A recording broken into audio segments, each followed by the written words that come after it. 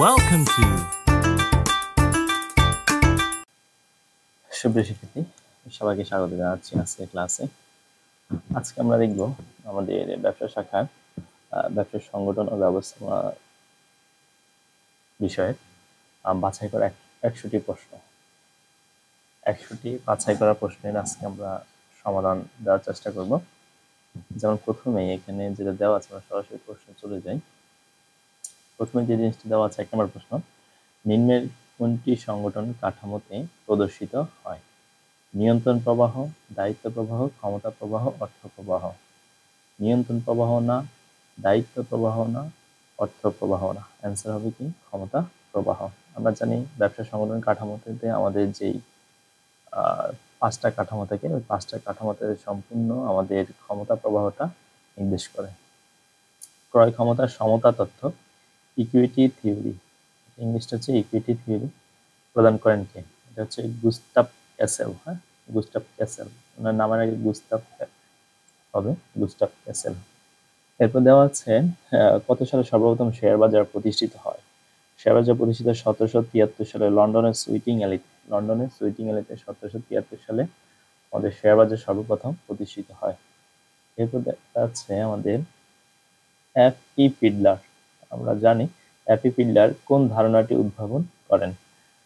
প্রেষণা ভিত্তিক, ক্ষমতা ভিত্তিক, লাগামহীন নাকি মৌলভিত্তিক? মৌলভিত্তিক নেতৃত্ব। মৌলভিত্তিক নেতৃত্ব উদ্ভাবন করেন। মৌলভিত্তিক নেতৃত্বকে 2টা ভাগে ভাগ করেছে আমরা জানি। একটা হচ্ছে আমার কর্মকেন্দ্রিক নেতৃত্ব, আর একটা হচ্ছে আমার কর্মী কেন্দ্রিক নেতৃত্ব। ঠিক আছে, কর্মকেন্দ্রিক নেতৃত্ব হচ্ছে যে নেতৃত্বের কাঠামোতে শুধু কর্মের কথা প্রাধান্য থাকবে, সেটা কর্মকেন্দ্রিক। আর কর্মীকেন্দ্রিক মানে হচ্ছে কর্মের পাশাপাশি কর্মীর ভালো মন্দ দিক বিবেচনা করবে, এমন যদি হয় তাহলে সেটা হবে আমাদের কর্মীকেন্দ্রিক। তাহলে এই মৌলভিত্তিক নেতৃত্বের আন্ডারেই হচ্ছে আমার এই 2টা কাঠামো। তাহলে এই মৌলভিত্তিক নেতৃত্ব উদ্ভাবন করেন এফ.ই. ফিডলার। ওকে, ফাইন। গ্রামীণ ব্যাংকের পরিচালক মণ্ডলী কতজন ভূমিহীন শেয়ার মালিকদের মাধ্যমে নির্বাচিত হন? এটা অ্যান্সার হবে 9 জন। কতজন? অ্যান্সার হবে 9 জন। আর গ্রামীণ ব্যাংকটা সাধারণত সৃষ্টি যে হয়, এটা সৃষ্টি ইতিহাসটা আপনারা অনেকে জানেন হয়তো বা, তা আমি একটু বলে দিচ্ছি। 1976 সালে চট্টগ্রাম বিশ্ববিদ্যালয়ের অর্থনীতি ডিপার্টমেন্টের অধ্যাপক ডক্টর মাহমুদ ইউনূস বর্তমানে আমাদের প্রধান উপদেষ্টা হিসেবে আছেন। উনি চট্টগ্রামের জোবরা গ্রাম, হাটহাজারী উপজেলার জোবরা গ্রাম, এই জোবরা গ্রামে উনি একটা প্রজেক্ট চালু করেছেন ক্ষুদ্র ঋণের মডেল। ক্ষুদ্র ঋণ বলতে পারে অল্প অল্প ঋণ, ছোট ছোট ঋণ এমন না। ক্ষুদ্র ঋণের মডেল বলতে বোঝানো হয়েছে জামানতবিহীন, জামানত লাগে না এমন ক্ষেত্রে ঋণ দেওয়া হয়, এটাকে বলা হচ্ছে ক্ষুদ্র ঋণ। তাহলে উনি এই প্রজেক্ট 1976 সালে শুরু করেন এবং এটা সাকসেস হতে হতে 1983 সালে এসে তারপরে সেটা গ্রামীণ ব্যাংকে রূপান্তর হয়। ওকে, ফাইন, এটা পরে আলাপ। এবার যাই পরবর্তীতে। এক্সিম ব্যাংক লিমিটেড আমাদের দেশে একটি কি ধরনের ব্যাংক? মার্চেন্ট ব্যাংক না, এক্সিম ব্যাংক আমদানি রপ্তানি ব্যাংক, এটা হবে আমাদের অ্যান্সার। এক্সিম, দেখেন এক্সিম মানে হচ্ছে এক্সপোর্ট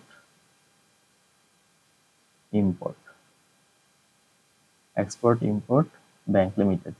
এই এক্সপোর্ট থেকে এক্স, ইম্পোর্ট থেকে ইম, এই 2টা নিয়ে হয়েছে এক্সিম। ঠিক আছে, এক্সপোর্ট ইম্পোর্ট। এবার আসি পরবর্তীতে। অবলেখকগণ কোম্পানির শেয়ার বিক্রয়ের ঝুঁকি গ্রহণ করে কোন ধরনের অর্থের সংস্থান করে থাকেন? মানে ঝুঁকি গ্রহণ করে কোন ধরনের অর্থ সংস্থান করে থাকে? সেটা কি স্বল্পমেয়াদী? না, তারা অবশ্যই ঝুঁকি নিয়ে থাকে সেটা দীর্ঘমেয়াদীর জন্য। কিসের জন্য? দীর্ঘমেয়াদীর জন্য তারা ঝুঁকি নিয়ে থাকে। এবার দেখি আমরা আমাদের 8 নম্বর প্রশ্ন। কর্ণফুলী পেপার মিলস কোন সংস্থার অন্তর্গত? কর্ণফুলী পেপার মিলস এটা চট্টগ্রামে অবস্থিত, খুব সম্ভবত রাঙ্গামাটিতে অবস্থিত কর্ণফুলী পেপার মিলস। 8 নম্বর প্রশ্ন, এটার অ্যান্সারটা হচ্ছে আমাদের বিসিআইসিতে, আইসির আন্ডারে এটা আমাদের অবস্থিত আর কি, অন্তর্গত। Bangladesh chemical industries corporation.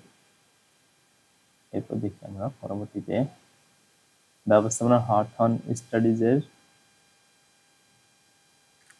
উদ্ভাবককে আর কি, এটা উদ্ভাবন করেন, এটা হচ্ছে জর্জ এলটন ম্যাও। ওনার নামের আগে জর্জ হবে, জর্জ এলটন ম্যাও। নিচের কোনটি বিও ও এর বহির্ভূত? এই জিনিসটা আমরা লক্ষ্য করেছি আমাদের যে পাবলিক প্রাইভেট পার্টনারশিপ যেটা আছে অথবা পিকিউ যেটা আছে, এখানে আমরা লক্ষ্য করেছি পাবলিক প্রাইভেট পার্টনারশিপ সাধারণত 3 ধরনের হয়ে থাকে, বিওওটি, বিও, এরপরে বলা হচ্ছে টি, এরপরে 3 নাম্বার হচ্ছে বিও। তাহলে এ ও গুলো দ্বারা কি বোঝাচ্ছে সেটা হচ্ছে এখানে বলতে বোঝানো হয়েছে। যেমন এখানে নিচের কোনটি বিও এর বহির্ভূত? ওনারশিপ আছে, এটা আমরা জানি, অপারেটিং আছে, অর্গানাইজেশন নাই, ঠিক আছে। আর বি মানে হচ্ছে বিল্ডিং, বি মানে কি বিল্ডিং, বি মানে হচ্ছে বিল্ডিং। আর এই টি মানে হচ্ছে ট্রান্সফার, টি মানে হচ্ছে ট্রান্সফার। তো দেখি কোন সংস্থাটি বাংলাদেশ সরকারের শিল্প মন্ত্রণালয়ের অধীনে আছে। সেটা হচ্ছে শিল্প মন্ত্রণালয়ের Bangladesh chemical industries corporation, BCIC. শিল্প মন্ত্রণালয়ের অধীনে আছে BCIC, Bangladesh chemical industries corporation. এরপর দেখি আমরা ইআরজি পুনরূপ কি? ইআরজি পুনরূপ হচ্ছে আমাদের এক্সিস্টেন্স রিলেটেডনেস গ্রোথ, এক্সিস্টেন্স রিলেটেডনেস গ্রোথ। আমরা 13 নম্বর প্রশ্ন আমাদের। 13 নম্বর প্রশ্নতে বলা হচ্ছে একজন প্রধান নির্বাহী কর্মকর্তার কোন ধরনের দক্ষতা অধিক প্রয়োজন? নির্বাহী কোন ধরনের দক্ষতা, মানে প্রধান যিনি আছেন একদম উপরের লেভেল, টপ। আমরা তো জানি ম্যানেজমেন্টের 3টা level, top level, mid level, lower level, এটা আমরা জানি। হ্যাঁ, 3 ধরনের ম্যানেজার রয়েছে। 3 ধরনের ম্যানেজারের ভিতরে কোন ধরনের আমাদের সবচেয়ে বেশি কোন ধরনের দক্ষতা সবচেয়ে বেশি গুরুত্বপূর্ণ এই টপ লেভেলের জন্য? সেটা হচ্ছে ধারণাগত, কনসেপচুয়াল হচ্ছে আমাদের এই টপ লেভেলের জন্য গুরুত্বপূর্ণ। আর যদি প্রশ্ন করে যে কোন ধরনের দক্ষতা আমাদের 3টা স্তরের জন্যই গুরুত্বপূর্ণ, তাহলে সেই অ্যান্সারটা হবে মানবীয়। কি হবে? মানবীয়, কারণ এই 3টা সবার জন্য, এই মানবীয় দক্ষতাটা সবার জন্য প্রযোজ্য। কোন মোবাইল ফোন কোম্পানি বিকাশ সেবা প্রদান করে থাকেন? এটা হচ্ছে এটা কি, কোন মোবাইল ফোন কোম্পানি বিকাশ সেবা প্রদান করে থাকেন? এটা তো প্রায় সবগুলোই হয়। আচ্ছা, এখানে আমাদের প্রশ্নটা আসার একটা ভুল হয়েছে, কোন মোবাইল ফোন কোম্পানি বিকাশ সেবা প্রদান করে না হবে। হ্যাঁ, না, তাহলে অ্যান্সার হবে সিটিসেল, কারণ বর্তমানে বাংলাদেশের সিটিসেল এখন পর্যন্ত নেই, এটা আগে ছিল এখন নাই। রবি সেবা প্রদান করে, বাংলা লিঙ্ক প্রদান করে থাকে, টেলিটক প্রদান করে থাকে, তাহলে প্রশ্নটা হবে না। হ্যাঁ, এবার আসুন, বাটা কোম্পানি কোন ধরনের কোম্পানি? বাটা কোম্পানি হচ্ছে আমাদের এখানে private limited company, public limited company, অংশীদারি কোম্পানি, এরপর বলা হচ্ছে বহুজাতিক কোম্পানি। বহুজাতিক কোম্পানি মানে হচ্ছে এমএনসি, মাল্টিন্যাশনাল কোম্পানি, ঠিক আছে, এমএনসি। তাহলে এরা এমএনসি বলতে কি বোঝানো হয়েছে? যারা একের অধিক দেশে ব্যবসা কার্যক্রম পরিচালনা করে এবং ওইসব দেশে তাদের কারখানা স্থাপন করে এবং ওই সব দেশের লোকদেরকে নিয়োগ দিয়ে তারা কার্যক্রম সম্পাদন করে, এমন যদি হয় তাহলে সেটা মাল্টিন্যাশনাল কোম্পানি বলা হয়। সাধারণত পৃথিবীতে ব্যবসা আছে ডোমেস্টিক বিজনেস, এরপর আছে ইন্টারন্যাশনাল বিজনেস, এরপর আছে আপনার মাল্টিন্যাশনাল বিজনেস, এরপর আছে গ্লোবালি বিজনেস। গ্লোবালি তারা করে, গ্লোবালি মানে পুরো বিশ্বব্যাপী যাদের প্রোডাক্ট আছে এমন হলে গ্লোবালি বলা হয়, যেমন আপনার পেপসিকো অথবা কোকাকোলা এরা। এবার আসি, শেয়ার ক্রয় করে শেয়ার হোল্ডাররা কি লাভ করে থাকেন? কি লাভ করে থাকেন? শেয়ার মূলধন না, শেয়ার লভ্যাংশ, হ্যাঁ লভ্যাংশ হবে, ইংলিশে এটাকে ডিভিডেন্ড বলা হয়। শেয়ার ওয়ারেন্টও না, শেয়ার সার্টিফিকেটও না। শেয়ার ক্রয় করে শেয়ার হোল্ডাররা কি লাভ করে? লভ্যাংশ। শেয়ার ক্রয় করে শেয়ার হোল্ডার, দাঁড়ান একটু ওয়েট, শেয়ার ক্রয় করে শেয়ার হোল্ডাররা কি লাভ করে? আচ্ছা, শেয়ার, এখানে প্রশ্নটা একটু ক্রিটিক্যাল হয়েছে, একটু দেখেন। এখানে যদি প্রশ্নটা করতে যে শেয়ারের বিপরীতে, শেয়ারের বিপরীতে কি পাওয়া যায়, শেয়ারের বিপরীতে কি পাওয়া যায়, তাহলে অ্যান্সার হবে লভ্যাংশ। কিন্তু একজন শেয়ার হোল্ডার শেয়ার ক্রয় করলে তার প্রমাণস্বরূপ তাকে দেওয়া হয় শেয়ার সার্টিফিকেট। কি দেওয়া হয়? Share certificate. তাহলে এটার অ্যান্সার হবে শেয়ার সার্টিফিকেট। আর ডিভিডেন্ড কখন হয়? ডিভিডেন্ড শেয়ারের বিপরীতে কি আশা করে সেটা হচ্ছে ডিভিডেন্ড। ওকে, লভ্যাংশ। এটা প্রশ্নটা একটু ক্রিটিক্যাল, হ্যাঁ, বোঝার চেষ্টা করবেন, তাহলে এটা অ্যান্সার দেওয়া যাবে। এরপর দেখেন আমরা পরবর্তীতে যাই, সেটা হচ্ছে আমাদের 16 নম্বর প্রশ্ন। নিচের কোনটি জাতীয় অর্থনীতির দর্পণ হিসেবে দর্পণ বলা হয়? নিচের কোনটিকে জাতীয় অর্থনীতির দর্পণ বলা হয়? জাতীয় অর্থনীতির দর্পণ মানে হচ্ছে আয়না। চালের বাজার, মুদ্রা বাজার, শেয়ার বাজার, কোনটাকে? শেয়ার বাজারকে বলা হয়। কোন বাজারকে? শেয়ার বাজারকে। বন্ধ থেকে পণ্য খালাস প্রক্রিয়ায় আমদানিকারককে সহায়তাকারীদেরকে কি বলা হয়? আমদানিকারককে সহায়তা দানকারীকে কি বলা হয়? সেটা হচ্ছে আমাদের ফরওয়ার্ডিং এজেন্ট, ক্লিয়ারিং এজেন্ট, দেশি এজেন্ট, বিদেশি এজেন্ট।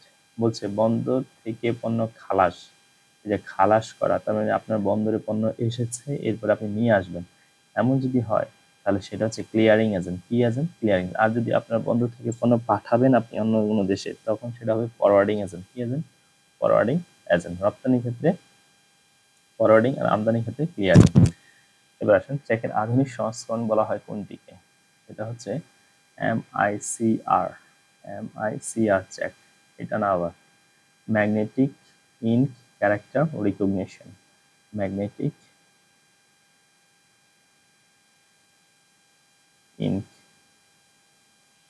ইনক ক্যারেক্টার রিকগনিশন, এটা পুনরূপ আমাদের জানতে হবে। রিকগনিশন। এবার আসি, প্রকল্প বাস্তবায়নের জন্য কোন ধরনের সংগঠন কাঠামো গুরুত্বপূর্ণ? প্রকল্প বাস্তবায়নের জন্য কোন ধরনের সংগঠন কাঠামো গুরুত্বপূর্ণ? সেটা হচ্ছে আমাদের কার্যভিত্তিক সংগঠন। কোন ধরনের সংগঠন? কার্যভিত্তিক সংগঠন। টেইলর বৈজ্ঞানিক ব্যবস্থার জনক হলে এই বৈজ্ঞানিক ব্যবস্থার দাদা কে? বৈজ্ঞানিক ব্যবস্থার দাদা হচ্ছে আমাদের অ্যাডাম স্মিথ। বৈজ্ঞানিক ব্যবস্থার দাদা হচ্ছে অ্যাডাম স্মিথ। এটা চট্টগ্রাম বিশ্ববিদ্যালয়ে একবার পরীক্ষা আসছিল এটা অতীতে। কোম্পানি অবসান কতভাবে হয়? কোম্পানি অবসান 3 ভাবে হতে পারে। কয়ভাবে? 3 ভাবে। 234 1 নং ধারায় 234 1 নং ধারায় কোম্পানি 3 ভাবে বিলোপ সাধন করতে পারে। একটা হচ্ছে স্বেচ্ছাকৃত বিলোপ সাধন, একটা হচ্ছে আদালতের মাধ্যমে বিলোপ সাধন, আর এটা হচ্ছে আদালতের তত্ত্বাবধানে বিলোপ সাধন। এবার কাগজী মুদ্রার বিকল্প হিসেবে পণ্য বাজারে যে চেক ব্যবহার করা হয় তাকে আমরা কোন ধরনের চেক নামে ডেকে থাকি? তাকে বলা হয় মার্কেট চেক। কি চেক? Market check. কাগজী মুদ্রার বিকল্প হিসেবে যে পণ্য বাজারে চেক ব্যবহার করা হয় তাকে কি বলা হয়? Market cheque. এবার দেখেন আরেকটা সংজ্ঞা, profit can be no more the objective of business than eating is the objective of living. এই সংজ্ঞাটি কে দিয়েছেন? এই সংজ্ঞাটি দিয়েছেন হচ্ছে এমন একজন ব্যক্তি যিনি হচ্ছেন আমাদের LF আরউইক নামক আমাদের একজন ব্যবস্থাপনা মনীষী। উনি এই কথা বলেছেন, profit can be no more the objective of business than eating is the objective of living. এরপর আসলে গ্রামীণ ব্যাংক কোন ধরনের প্রতিষ্ঠানের তালিকায় পড়ে? গ্রামীণ ব্যাংক কোন ধরনের প্রতিষ্ঠানের তালিকাভুক্ত?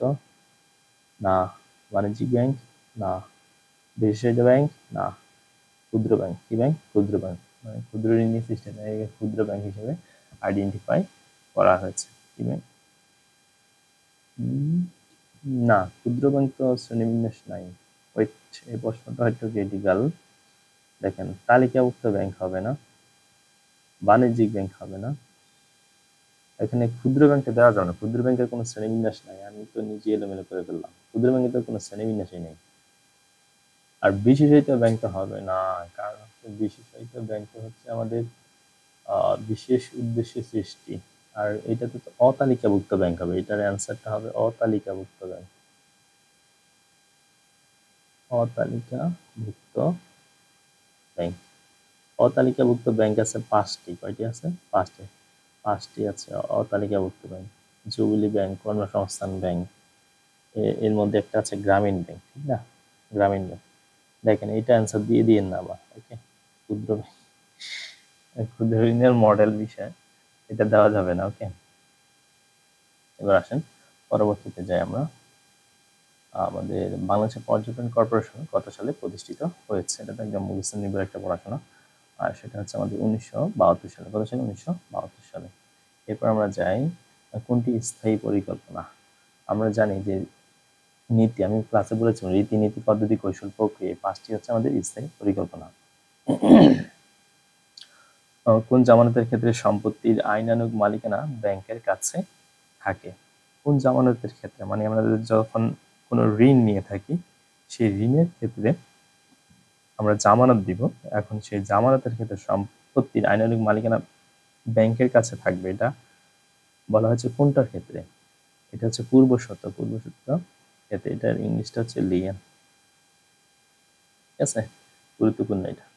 এবার শুনুন, বাজার বিভক্তিকরণের উদ্দেশ্য হচ্ছে, বাজার আমরা কেন বিভক্তিকরণ করি?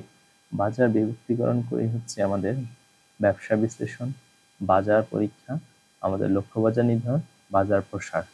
এই ব্যবসা বিশ্লেষণ না, বাজার পরীক্ষা না, এটা হচ্ছে লক্ষ্য বাজার নির্ধারণ করা, টার্গেট মার্কেটিং। আমাদের যে বাজারে আমরা ব্যবসা করব সেই বাজারটা আমরা দেখব। এটা হচ্ছে মার্কেট সেগমেন্টেশন। জিনিসটা কি?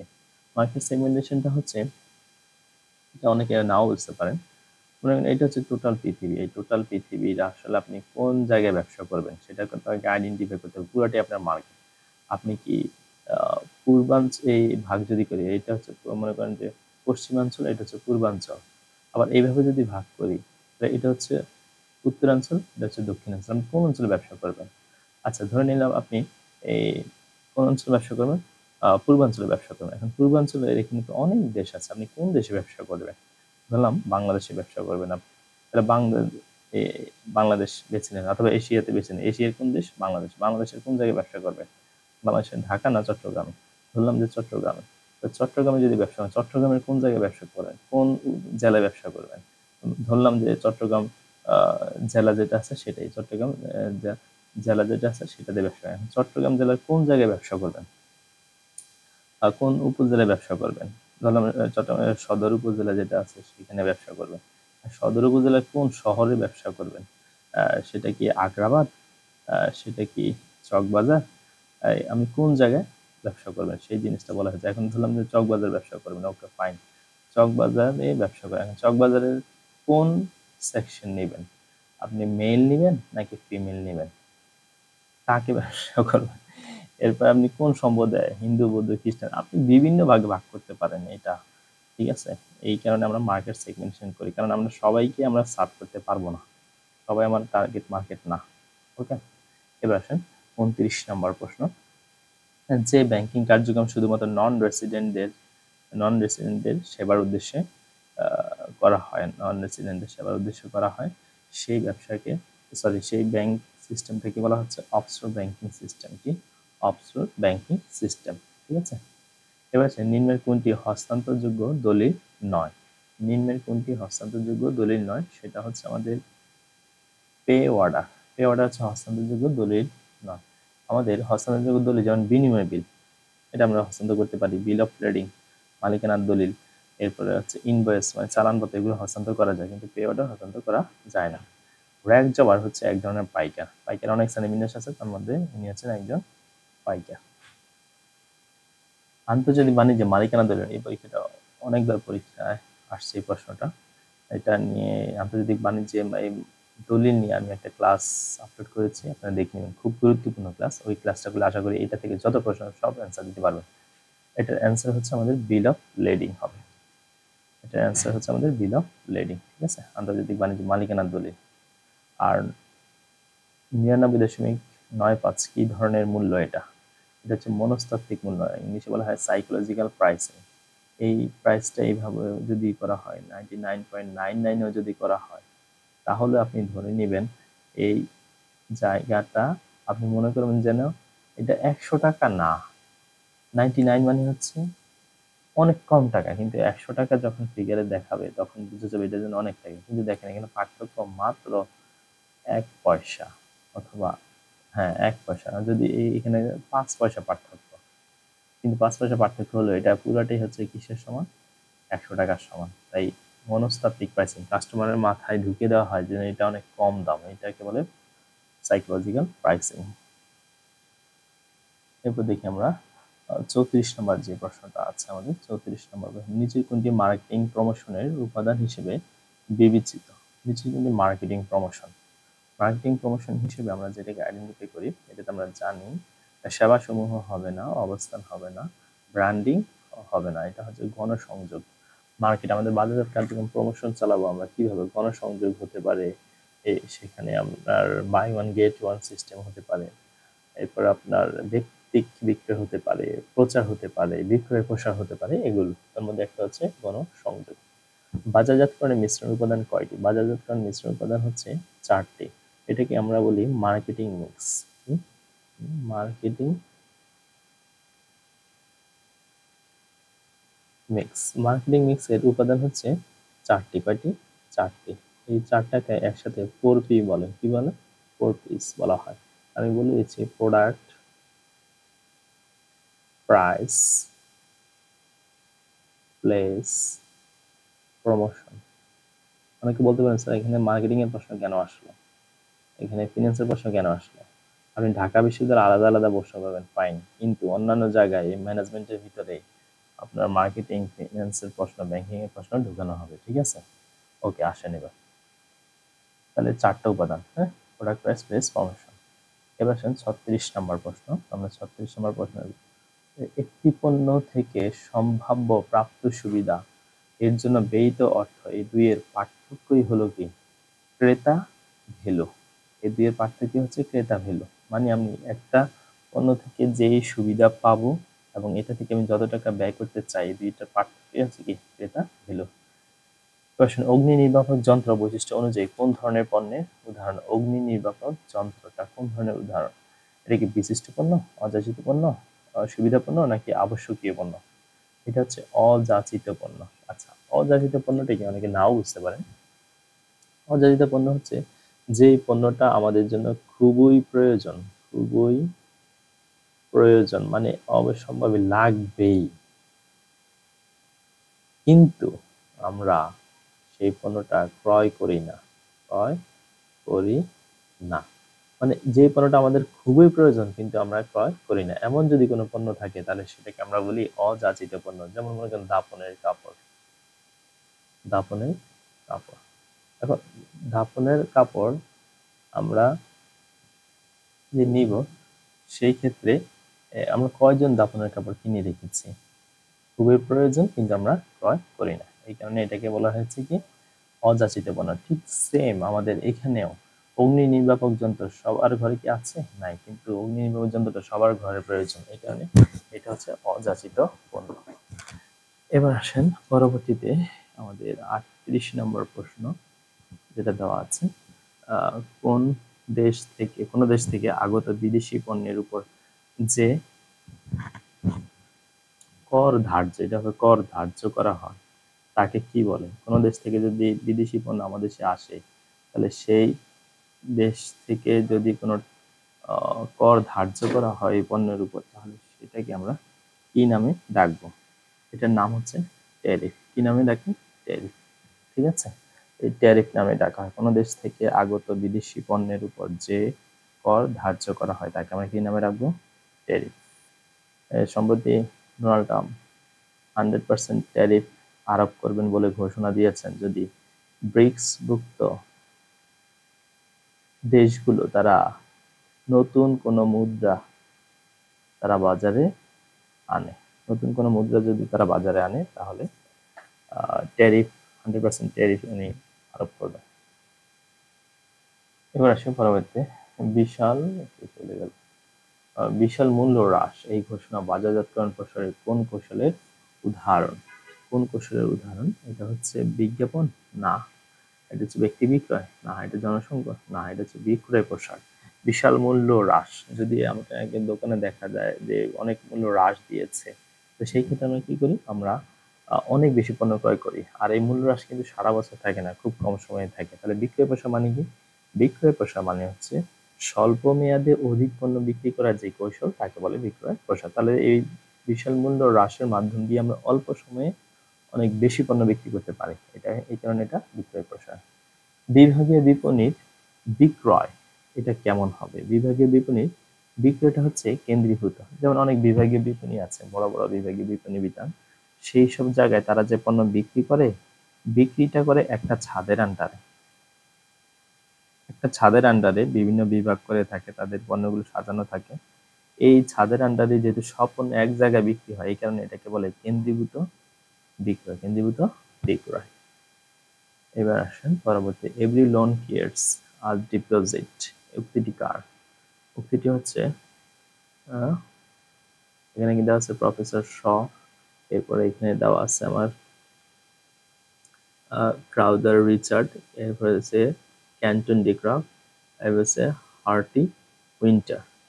এটা কি হার্টি উইন্টার, এটা অ্যান্সারটা হবে আমার এই হার্টি উইন্টার, প্রফেসর হার্টি আর কি।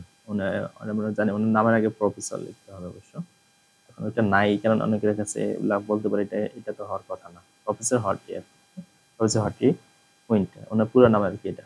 এবার আসেন বাংলাদেশ ব্যাংকের গভর্নর মেয়াদকাল কত বছর? এটা হচ্ছে 4 বছর। এবার আসেন Swift.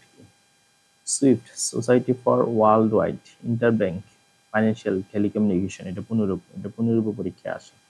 Society for world wide interbank financial telecommunication, এটার কি? এটা হচ্ছে একটা ব্যাংক সমিতি না, এটা একটা ক্রেডিট রেটিং পদ্ধতি না, এটি একটি ব্যাংকিং পদ্ধতি না, এটা কি পরিশোধ পদ্ধতি, মানে ইন্টারন্যাশনাল ভাবে টাকা পরিশোধ করার যে পদ্ধতি সেটা হচ্ছে সুইফট। এবার আসেন লিবর। লিবরের পূর্ণাঙ্গ রূপ কি? 44, এটার আরেকটা চলে গেছে নিচে। লিবরের পূর্ণরূপটা হচ্ছে আমাদের landing rate of international bank liberal bank offer rate, এটা হচ্ছে লন্ডন ইন্টারব্যাংক অফার রেট, এটা হবে লন্ডন ইন্টারব্যাংক অফার রেট। পরবর্তীতে যাই, বাংলাদেশের সবচেয়ে বড় বাণিজ্যিক ব্যাংক। বাংলাদেশের সবচেয়ে বড় বাণিজ্যিক ব্যাংক কোনটি? বাংলাদেশের সবচেয়ে বড় বাণিজ্যিক ব্যাংক হচ্ছে সোনালী ব্যাংক। এখন যদি এইভাবে প্রশ্ন হতো বাংলাদেশের সবচেয়ে বড় সরকারি বাণিজ্যিক ব্যাংক কোনটি, তাও কি সোনালী ব্যাংক। ওকে। মিউটিলেটেড চেক কাকে বলে? মিউটিলেটেড চেক বলতে বোঝানো হয়েছে দুই বা ততোধিক অংশে বিচ্ছিন্ন চেক। একটা চেক যদি ছেঁড়া ফাটা হয়ে যায়, তখন দুই বা ততোধিক অংশে যদি বিচ্ছিন্ন হয়, তাহলে তাকে বলে মিউটিলেটেড চেক। আমরা যাচ্ছি 47 নম্বরে। 47 নম্বরে আমাদেরকে যেটা দেওয়া আছে, ডিমান্ড ড্রাফট ব্যাংকের জন্য একটা কি সম্পদ, দেনা, খরচ নাকি আয়? ডিমান্ড ড্রাফট হচ্ছে ব্যাংকের জন্য একটা কি দেনা, ব্যাংকের জন্য একটা কি দেনা। এই ডিমান্ড ড্রাফটের মাধ্যমে সে টাকা প্রদান করে থাকে আর কি, কেন সেই টাকাটা হচ্ছে অথবা দেনা সৃষ্টি হয় আর কি। এবার বাংলাদেশ ব্যাংক কত সালে সর্বপ্রথম মোবাইল ব্যাংকিং চালু করে? বাংলাদেশ ব্যাংক সর্বপ্রথম কত সালে মোবাইল ব্যাংকিং চালু করে বাংলাদেশে আর কি? এটা হচ্ছে, আচ্ছা এটা 12 সাল হবে না, 11 সাল হবে। এখন 11 খুব সম্ভবত এটা হবে আমাদের মার্চ মাসে। কোন মাসে? মার্চ মাসে, মার্চ 2011। মোবাইল ব্যাংকিং এর জগতে প্রথম আসে হচ্ছে Dutch Bangla bank, Dutch Bangla bank limited. সর্বপ্রথম তারা 2011 সালে মার্চ মাসে তাদের যে প্রথম ছিল ডাচ বাংলা মোবাইল ব্যাংকিং, বর্তমানে সেটাকে আমরা রকেট নামে জানি। কি নামে জানি? রকেট। ওকে। এবার আসেন শাখা ব্যাংকের আদিভূমি। শাখা ব্যাংকের আদিভূমি হচ্ছে যুক্তরাজ্য। আর শাখা ব্যাংক ব্রাঞ্চ ভিত্তিক ব্যাংক আর কি। আর যদি বলে একক ব্যাংক, মানে একটা শাখা, তার অন্য কোনো শাখা নাই, এক জায়গায় তার একটা শাখা আছে, স্থাপনা আছে, এইসব ব্যাংকের সৃষ্টি কোথায়? এটা হচ্ছে যুক্তরাষ্ট্র। ওকে। এবার ডাক বিমা প্রথম কোথায় চালু হয়? ডাক বিমা প্রথম চালু হয় ভারতে। কোথায়? ভারতে। সীমিত অংশীদারি ব্যবসায়ের আইন কত সালে? সীমিত অংশীদারি ব্যবসায়ের আইন হচ্ছে আমাদের 1832, সরি, সীমিত অংশীদারি ব্যবসায়ের আইন কত সালে? 1832 সালে। কত সালে? 1832 সালে। এবার আমরা দেখি বিআরটিসি সার্ভিস সমূহ বহির্ভূত কোনটি? বিআরটিসি সার্ভিসের বাইরে কোনটা? এটা কি বাস, ট্রাক, এয়ারশপ নাকি ডাক? কোনটা? তাহলে সেটা হবে ডাক সিস্টেম। এই ডাকটা হচ্ছে আমাদের ইয়েতে বাংলাদেশ পোস্ট অফিসের মাধ্যমে চলে যায় আর কি, সেইখানে সেটা। এবার আসি 3 নাম্বার, সরি 53 নাম্বার, নিচের কোন মেট্রোপলিটন শহরে ওয়াসার কার্যক্রম নেই? ওয়াসার কার্যক্রম আছে খুব সম্ভবত 4টা জায়গায়, তার মধ্যে নেই হচ্ছে আমাদের সিলেট। কোথায় নেই? সিলেটে আছে, খুলনায় আছে, রাজশাহীতে আছে, ঢাকায় আছে, আর চট্টগ্রামে আছে। এরপর আসি 53তে, বাংলাদেশের ব্যবসায়ীদের জন্য সবচেয়ে বৃহত্তম সংগঠন কোনটি? বাংলাদেশের ব্যবসায়ীদের মধ্যে সবচেয়ে বৃহত্তম সংগঠন এফবিসিসিআই, বিজিএমইএ, বিকেএমইএ নাকি টিসিবি, কোনটা? এটা হচ্ছে আমাদের FBCCI, federation of Bangladesh chamber of commerce and industry. এটা হচ্ছে ব্যবসায়ীদের সবচেয়ে বৃহৎ সংগঠন। আর বিজিএমইএ হচ্ছে আমাদের গার্মেন্টস মালিকদের সংগঠন। আর এটা হচ্ছে টেক্সটাইল টেক্সটাইল প্রতিষ্ঠানের জন্য। আর TCB trading corporation of Bangladesh.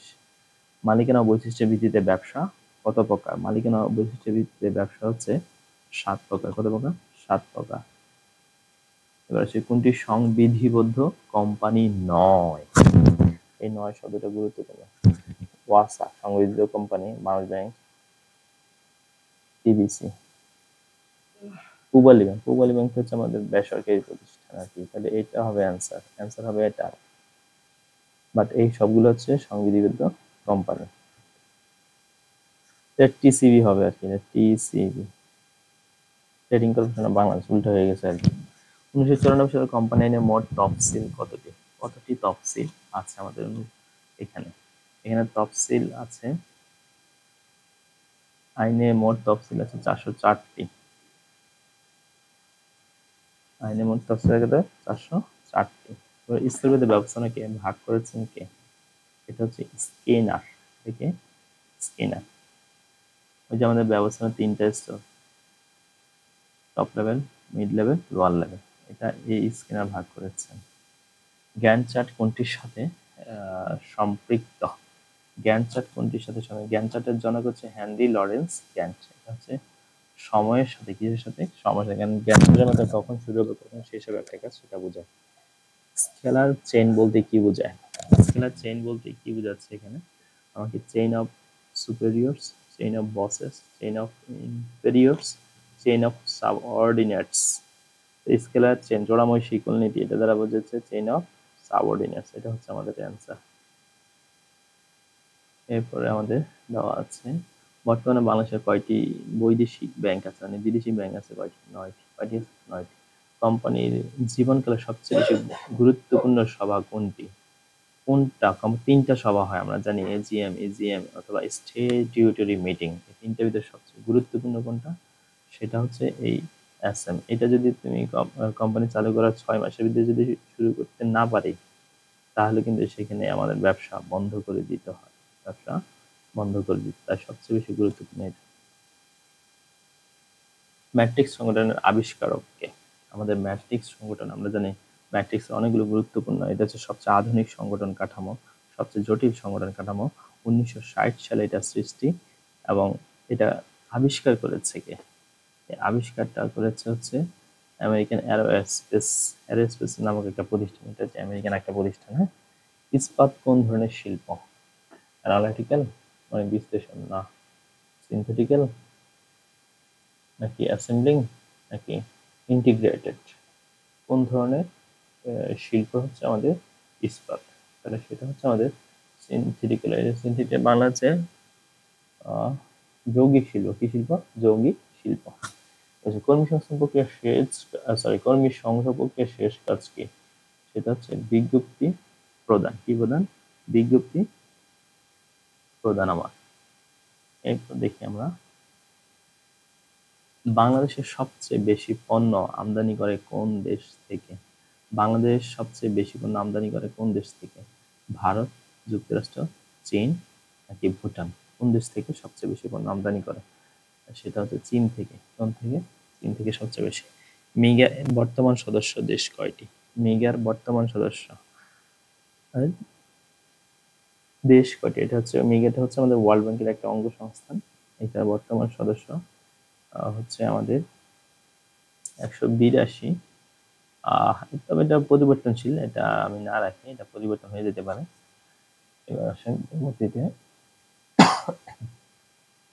কোন ধরনের প্রতিষ্ঠানে ই রিটেলিং অধিক ব্যবহৃত হয়? ই রিটেলিং সবচেয়ে বেশি ব্যবহৃত হয় কোন জায়গায়? এটাই বোঝাতে চেয়েছে।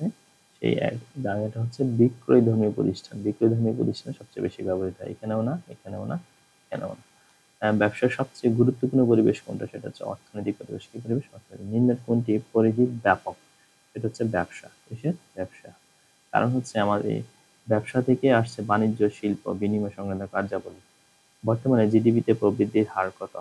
আচ্ছা, এটা পরিবর্তনশীল। বর্তমানে আমাদের জিডিপি এক্সাক্টলি, এই প্রশ্নটা একটু আগের প্রশ্ন, এটা একটু রাখা, কারণ জিডিপিটা পরিবর্তন হয়ে যায় খুব, মানে 3 মাস আগের, 2 মাস আগের মাঝে এটা পরিবর্তন হয়ে যায়, তাই এটা আমি রাখতেছি। এটা লেটেস্ট জেনে যাইতে হবে, পরীক্ষার আগ পর্যন্ত জেনে যাইতে হবে। মৃত্যু হারপঞ্জি সর্বপ্রথম কে প্রস্তুত করেন? মৃত্যু হারপঞ্জি এডমন্ড হ্যালি। কে বলেন? Edmund Halley. কিন্তু রয়্যাল প্রকাশ যদি প্রশ্ন করে যে কে প্রকাশ করে, তাহলে সেটা হবে রয়্যাল সোসাইটি। রয়্যাল সোসাইটি সেটা প্রকাশ করে। গ্রামে এক মালিকানা ব্যবসা পরিচালনা করতে হলে কোন দলিল লাগে? Trade licence. কোন দলিল লাগে? ট্রেড লাইসেন্স, স্মারকলিপি, পরিমাণ নিয়মাবলী, কোনোটিই নেই। গ্রামে কোনোটাই লাগবে না, কিন্তু যদি আপনি শহরে করেন তাহলে ট্রেড লাইসেন্স লাগবে। রিজার্ভ রেশিও পরিবর্তনের মাধ্যমে নিচের কোনটি প্রভাবিত হয়? রিজার্ভ রেশিওর পরিবর্তনের মাধ্যমে নিচের কোনটি প্রভাবিত হয়? আমাদের মূলধন কাঠামো, বৈদেশিক মুদ্রা, সম্পদের বন্টন, নাকি ঋণ প্রদানের ক্ষমতার সম্প্রসারণ? আমাদের সেটা জানতে চেয়েছে। আমাদের রিজার্ভ রেশিও আমরা জানি, এটার ইংলিশটা হচ্ছে CRR, ক্যাশ রিজার্ভ রেশিও। এটা যেমন একটা আছে ব্যাংক রেট, একটা আছে, আবার আরেকটা জিনিস আছে ওপেন মার্কেট অপারেশন। এই 3টা সংখ্যাত্মক পদ্ধতির মাধ্যম দিয়ে আমরা খোলাবাজারে ঋণ নিয়ন্ত্রণ করে থাকি। কি ঋণ নিয়ন্ত্রণ করে থাকি? ঋণ নিয়ন্ত্রণ। তার মানে এই রিজার্ভ রেশিও, এই CRR, এটা দিয়ে আমরা ঋণ নিয়ন্ত্রণ করে থাকি। তাহলে অ্যান্সার হবে ঋণ প্রদান ক্ষমতার সম্প্রসারণ। কাজের ছন্দপতন রোধ করতে কি দরকার? কাজের ছন্দ যেন থাকে, এখন পতন যেন না হয়, এই কারণে আমাদের কোনটা প্রয়োজন? 75 নম্বর প্রশ্ন আমাদের, সেটার জন্য আমার সমন্বয় সাধন প্রয়োজন। কি প্রয়োজন? আচ্ছা, সমন্বয় সাধন। স্পেলিংটা সুন্দর হয়নি, ঠিক করে নেবেন আপনি। হ্যাঁ, সমন্বয়। প্রেষণার কেন্দ্রবিন্দু কি? প্রেষণার কেন্দ্রবিন্দু হচ্ছে এখানে দেওয়া আছে মানুষ, চাহিদা, অভাব, মনোবল। প্রেষণার কেন্দ্রবিন্দু হচ্ছে মানুষ। কেন মানুষ? আমাদের জন্য ব্যবস্থাপনার উপাদান হচ্ছে 6টি। এই 6M এর ভিতরে সবচেয়ে গুরুত্বপূর্ণ উপাদানই হচ্ছে আবার মানুষ। এখন এই মানুষ ব্যতীত আপনি অন্য কাউকে পাম্পট্টি মারতে পারবেন না, কারণ এই মানুষের মন আছে। কি আছে? মানুষের মন আছে। আপনার মেশিনের কোনো মন নেই। এই কারণে মানুষই হচ্ছে প্রেষণাদানের কেন্দ্রবিন্দু। এরপর আপনাদের একটা সূত্র দেওয়া আছে, নিচের কোনটি সঠিক আর কি, এই সূত্রটা দেওয়া আছে। এখানে দেওয়া আছে আমাদের কর্ম সম্পাদন সমান কি? প্রেষণা ইন্টু কর্মীর সামর্থ্য প্লাস কর্মীর জ্ঞান, এই দুইটা যদি আমরা যোগ করি এবং প্রেষণা যদি গুণ করি, তাহলে সেটা কর্ম সম্পাদন হবে, এবং এটাই হবে অ্যান্সার। নিচের কোনটি হাইজিন উপাদান? নিচের কোনটি? এটা হচ্ছে two factor theory. Two factors theory যেটা দেওয়া আছে, ওই টু ফ্যাক্টরস থিওরিতে 11টি প্রতিষ্ঠানের 200 জন শ্রমিকের উপর গবেষণা করে ফ্রেডরিক হাসবার্গ 2 ধরনের উপাদান পেয়েছেন আর কি। একটা হচ্ছে হাইজিন উপাদান, আর একটা হচ্ছে মোটিভেশনাল উপাদান। এখন হাইজিন উপাদানের অনেকগুলো উপাদান আছে, আর হচ্ছে মোটিভেশনের ভিতরে অনেকগুলো আছে। এখন এখানে জানতে চাইছে হাইজিন। হাইজিনের ক্ষেত্রে এটা হচ্ছে আমাদের বেতন হবে। কি হবে? বেতন। এবার আসেন, একজন বিভাগীয় প্রধান যখন অন্য বিভাগের কর্মকর্তার সাথে যোগাযোগ করেন, তখন তা কোন ধরনের যোগাযোগ? একজন বিভাগীয় প্রধান যখন অন্য বিভাগের কর্মকর্তা, লক্ষ্য করবেন, একটা হচ্ছে কর্মকর্তা আর একটা হচ্ছে বিভাগীয় প্রধান, তখন সেটাকে কোন ধরনের যোগাযোগ সিস্টেম বলে? সেটা কি বাহ্যিক, সেটা কি কৌণিক, সেটা কি নিম্নমুখী, নাকি ঊর্ধ্বমুখী? একজন বিভাগীয় প্রধান অন্য বিভাগের কথা বলছে, মনে করেন এখানে ক্রয় বিভাগ, এখানে মনে করেন যে বিক্রয় বিভাগ। এখন এখানে আছে একজন, মনে করেন জিএম, এখানে এজিএম, এখানেও জিএম, এখানেও এজিএম থাকবে। কারণ বলেছে একজন বিভাগীয় প্রধান, এই যে বিভাগীয় প্রধান হচ্ছে উনি, এই ব্যক্তি অন্য বিভাগের একজন কর্মকর্তা, বিভাগীয় প্রধানের কথা বলেনি, অন্য যে কোনো একজন কর্মকর্তা, মানে এখানের নিচের যে কোনো একজনের সাথে সে আলোচনা করছে, এমন যদি হয়, তখন এটাকে বলা হয় আমার কৌণিক যোগাযোগ, কৌণিক যোগাযোগ, ঠিক আছে। আর যদি এরকম জিএম টু জিএম হয় তাহলে সেটাকে বলা হয় হরিজন্টাল যোগাযোগ, সমান্তরাল, ঠিক না। যখন জিএম এজিএম এর সাথে যোগাযোগ করে সেটা হচ্ছে নিম্নমুখী, আর এজিএম যখন জিএম এর সাথে যোগাযোগ করবে তখন সেটা হচ্ছে ঊর্ধ্বমুখী। এরপর আসেন শর্ট, শর্ট স্ট্রেংথ, উইকনেস এবং থ্রেট, এটা আছে স্ট্রেংথ, উইকনেস এবং থ্রেট। এবং এখান থেকে আরো প্রশ্ন আসবে, এই দুইটা হচ্ছে আপনার অভ্যন্তরীণ উপাদান, ইন্টারনাল, আর এই দুইটা হচ্ছে এক্সটার্নাল উপাদান। পরীক্ষা এগুলোও পরীক্ষা আসে, এক্সটার্নাল উপাদান। এরপরে দেখেন আপনি আমাদের দ্বিমুখী যোগাযোগ নিচের কোনটি ভূমিকা রাখে, দ্বিমুখী যোগাযোগ আমাদের কোনটিতে ভূমিকা রাখে, সেটা হচ্ছে পরাবর্তন, সংবাদ মাধ্যম, প্রেরক। দ্বিমুখী মানে আমি যখন একজনের সাথে যোগাযোগ করবো, তিনি আমার সাথে যোগাযোগ করবেন, তখন সেখান থেকে রেজাল্টটা পাওয়া যায়, তার মানে পরাবর্তন, ফিডব্যাক পাওয়া যায়। তথ্যগতভাবে প্রেষণা ও মনোবলের মধ্যে সম্পর্ক কিরূপ, এটা জানতে চেয়েছে। সেটা হচ্ছে আমাদের ক নম্বর হবে অ্যান্সার, এটা হচ্ছে ধনাত্মক। তথ্যগতভাবে প্রেষণা ও মনোবল, কারণ আমরা মনোবল খারাপ থাকলে আমরা প্রেষণা দিই, আবার প্রেষণা দিলে মনোবল উন্নয়ন ঘটে, এই কারণে এটা হচ্ছে ধনাত্মক। এবার আসেন নির্দেশনা রূপায়ণে অধস্তনদের অংশগ্রহণে নিশ্চিত করে কোনটি, নির্দেশনা রূপায়ণে অধস্থ মানে নিচে যারা আছে অংশগ্রহণ নিশ্চিত করবে কোনটি, পিতৃসুলভ, পরামর্শমূলক, ব্যাখ্যা, নাকি কোনোটি নয়। এখানে বুঝে যাচ্ছে সেটা হচ্ছে পরামর্শমূলক, মানে অংশগ্রহণ যেখানে সেটা গণতান্ত্রিক অথবা পরামর্শমূলক। কর্মী নির্বাচনের ক্ষেত্রে কর্মীর ঝোঁক প্রবণতা কোন পরীক্ষার মাধ্যমে যাচাই করা হয়, সেটা কি ইন্টেলিজেন্স, অ্যাপটিটিউড, এফিসিয়েন্সি, নাকি পার্সোনালিটি, কোনটার মাধ্যমে টেস্ট করা হয়, সেটা হচ্ছে অ্যাপটিটিউড টেস্ট। কি test? Aptitude test. Task force কিসের পদ্ধতি, টাস্ক ফোর্স কিসের পদ্ধতি আমাকে জানতে চেয়েছে। টাস্ক ফোর্স হচ্ছে আমাদের পদোন্নতি না, কর্মী নির্বাচন না, কর্মী নিয়োগ না, টাস্ক ফোর্স হচ্ছে প্রশিক্ষণ। প্রশিক্ষণ দেওয়ার জন্য আমরা টাস্ক ফোর্স গঠন করে থাকি, সেটার মাধ্যম দিয়ে তাদেরকে প্রশিক্ষণ দেওয়া হয়। এবার দেখি বাংলাদেশের পানিতে আর্সেনিক দূষণ রোধ করার জন্য গৃহীত বড় ধরনের পরিকল্পনা কিসের উদাহরণ, কিসের উদাহরণ জানতে চেয়েছে আমাকে এটা। তাহলে এটার অ্যান্সার হচ্ছে নীতি, কর্মসূচি, পদ্ধতি, কৌশল। কৌশল না, পদ্ধতি না, নীতি নাকি কৌশল। এখন দেখেন বড় ধরনের পরিকল্পনার কথা বলছে, তার মানে এটা হবে কর্মসূচি। কর্মসূচি সাধারণত দীর্ঘমেয়াদী পরিকল্পনা হয়ে থাকে। এবার আসেন পরবর্তীতে সংগঠনকে কিসের সাথে তুলনা করা হয়, হৃৎপিণ্ড, বাহু, চোখ, নাকি মস্তিষ্ক, কোনটার সাথে তুলনা করা হয় আমাদের এটাকে, এটা হচ্ছে সংগঠনকে তুলনা করা হয় বাহুর সাথে। কিসের সাথে সংগঠন তুলনা করা হয়? বাহুর সাথে তুলনা করা হয়।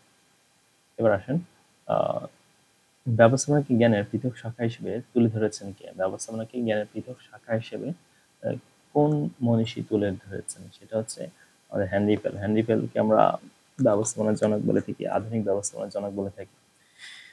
এরপর দেখেন যাচ্ছে বৈশ্বিক স্বাস্থ্য কর্মসূচি ও বৈশ্বিক উন্নয়ন কর্মসূচির নিচের কোন প্রতিষ্ঠানের অবদান সবচেয়ে বেশি, সেটা এখানে কি কি আছে, square group, Gates foundation, আর্টিস group, BRAC, কোনটা বৈশ্বিক স্বাস্থ্য কর্মসূচি এবং বৈশ্বিক উন্নয়ন, এটা কোনটা হবে, মানে বিশ্বব্যাপী কথা বলছে, তাহলে সেটা হবে Gates foundation, Bill and Melinda Gates foundation আর কি এটা। তো আসেন পেশনার সকল কার্যক্রম হলো নেচার, ওয়ার্ক, গোল ওরিয়েন্টেড নাকি বিজনেস ওরিয়েন্টেড, কোন ওরিয়েন্টেড আমাদের এটা কার্যক্রম, সেটা হচ্ছে গোল, লক্ষ্য ওরিয়েন্টেড। ওকে, এরপর দেখেন যাচ্ছে কোন যোগাযোগ বেশি নমনীয়, কোন যোগাযোগ বেশি নমনীয়, লিখিত, অনানুষ্ঠানিক, মৌখিক, নাকি নিম্নগামী। এখানে আমাদের অ্যান্সার হবে মৌখিক যোগাযোগ, মানে এটা যে কোনো মুহূর্তে পরিবর্তন হয়ে যায় মানুষের মুখের কথা। হ্যাঁ, এরপর আসেন পরবর্তীতে দেওয়া আছে সমবের আদিভূমি কোথায় দেওয়া আছে, সমবের আদিভূমি কোথায়, সমবের আদিভূমি হচ্ছে যুক্তরাজ্যে, ইংল্যান্ডে। কোথায়? ইংল্যান্ডে। Contract of utmost of good faith বলা হয় কোন ব্যবসা প্রতিষ্ঠানকে, সেটাকে বলা হয় অংশীদারি ব্যবসা প্রতিষ্ঠানকে।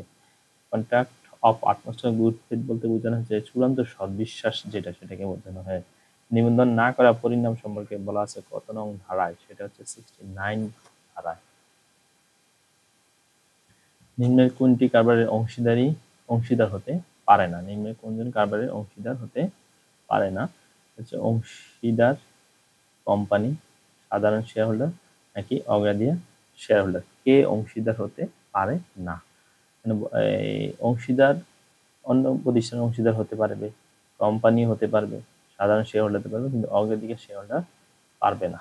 এটা আমাদের অংশীদারি আইনের নিয়ম আছে। জাতীয় সমবায় দিবস কখন পালিত হয়? জাতীয় সমবায় 1 জুন, 1 জুলাই, 1 আগস্ট, 1 নভেম্বর। কখন পালিত হয়? এটা হচ্ছে আমাদের 1 নভেম্বর। এরপর দেখি সংঘবিধি পরিবর্তন ধারা, মানে সংঘবিধি, সংঘস্মারক আর সংঘবিধি পার্থক্য আছে। সংঘবিধি মানে হচ্ছে পরিমেল নিয়মাবলী আর কি, পরিমেল নিয়মাবলী। পরিমেল নিয়মাবলী কত নং ধারায় আমরা এটা পরিবর্তন করতে পারি? সেটা হচ্ছে আমাদের 12 নং ধারা। কত নং ধারা? 12 নং ধারা। এরপর দেখি আমাদের ব্যবসায় এর আকার নির্ধারণ করে কোন পরিবেশ? ব্যবসার আকার নির্ধারণ করে কোন পরিবেশ? আমাদের জানি আমাদের 6 ধরনের পরিবেশ আছে। সেই 6 ধরনের পরিবেশের ভিতরে ব্যবসায়ের আকার ছোট হবে না বড় হবে সেটা ডিপেন্ড করে আমাদের অর্থনীতির উপর, আমাদের অর্থনীতি পরিবেশের উপর ডিপেন্ড করে। এরপর দেখি আমাদের আর দুইটা আছে। কোন প্রতিষ্ঠানটি বাণিজ্য নিয়োজিত নয়? BRAC bank, square, Bangladesh railway, Dhaka cold storage limited. কোনটা বাণিজ্যে নিয়োজিত নয়? বাংলাদেশ রেলওয়ে। এটা তো মুনাফার জন্য, জনকল্যাণের উদ্দেশ্যে সৃষ্টি। দ্বিপাক্ষিক চুক্তি ব্যবসার কোন পরিবেশের অন্তর্ভুক্ত? দ্বিপাক্ষিক চুক্তি ব্যবসার কোন পরিবেশের অন্তর্ভুক্ত? সেটা কি রাজনৈতিক, সেটা কি অর্থনৈতিক, নাকি আইনগত? এটা অ্যান্সার হবে আমাকে আইনগত। দ্বিপাক্ষিক চুক্তি হচ্ছে আইনগত পরিবেশ। সো এতক্ষণ পর্যন্ত দেখলাম আমরা আমাদের সবচেয়ে গুরুত্বপূর্ণ আমাদের ব্যবস্থাপনার যেই 100টা বাছাই করা প্রশ্ন। আশা করি এই প্রশ্নগুলো আপনারা বুঝতে পেরেছেন এবং এটা যদি প্র্যাকটিস করেন আপনাদের অনেক উপকার হবে। তো দেখা হবে অন্য কোনো দিন অন্য কোনো টপিক নিয়ে। আসসালামু আলাইকুম সবাইকে।